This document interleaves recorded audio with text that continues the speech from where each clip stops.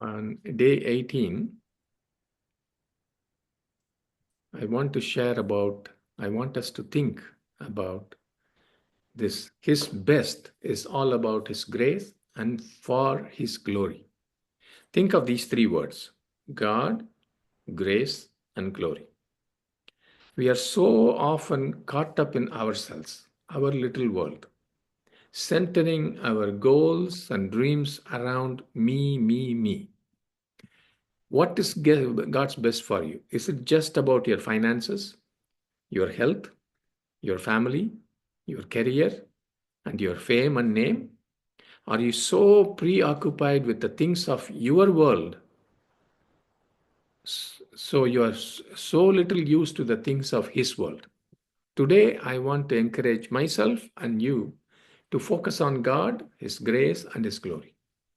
Yes, as mere human beings, humble human beings, we need these things in the world to survive and thrive. Jesus says our Father knows that. Jesus says our Father is concerned about that. But is that His best for us? I will read some verses from Haggai, second chapter, verses 6 to 9. For this is what the Lord of heaven's armies says: in just a little while, I will again shake the heavens and the earth, the oceans and the dry land. I will shake all the nations, and the treasures of all the nations will be brought to this temple.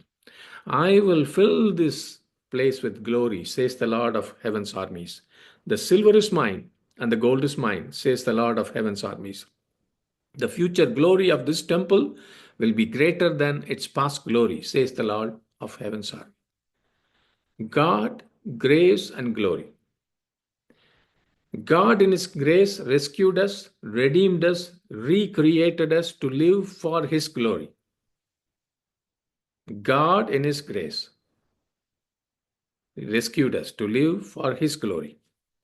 I will fill this place with His glory, says the Lord of heaven's armies. In this place, this temple, your body and my body will be filled with His glory. That is His precious promise. And He says here in Haggai 2:8, the silver is mine and the gold is mine, says the Lord of heaven's armies. What does that mean? As Judah had returned from exile to rebuild the temple, amidst opposition and discouragement, Prophet Haggai was sent to encourage and motivate the people to continue with the task of rebuilding. In this verse, the silver is mine and the gold is mine, he is reminding them of God's presence and power, and the fact that all the resources they need for the temple's construction ultimately come from God. It is a powerful declaration of God's ownership and authority over all the material possessions of the earth.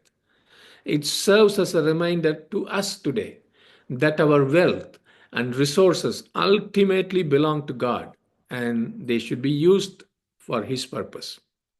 As we saw in Genesis 1:28, this verse, Haggai 2:8, also serves both as a command and as a promise. As a command, this verse says, everything we have ultimately belongs to God. Your house, your land, your money, they belong to God. This challenges our materialistic and self reliant mindset and calls us to recognize God as the true source of our wealth, all our wealth and resources. It also reminds us that we are merely stewards of the possessions God has entrusted to us, and we are called to use them for His kingdom purposes. This verse, Haggai 2:8, serves as a reminder that our focus should not be on earthly treasures but on the eternal riches of God's kingdom. The same verse as a promise. It also points to the fact that God is the ultimate provider of all our needs, and we can trust in His provision and faithfulness. It serves us as a source of encouragement and hope as we are reminded that God is with us and provides for us in all things. Haggai 2:8 is a timeless truth that continues to speak to us today, calling us to trust in God's provision and use our resources for His glory. If you are serious about God's glory and presence in your life, that is your primary focus,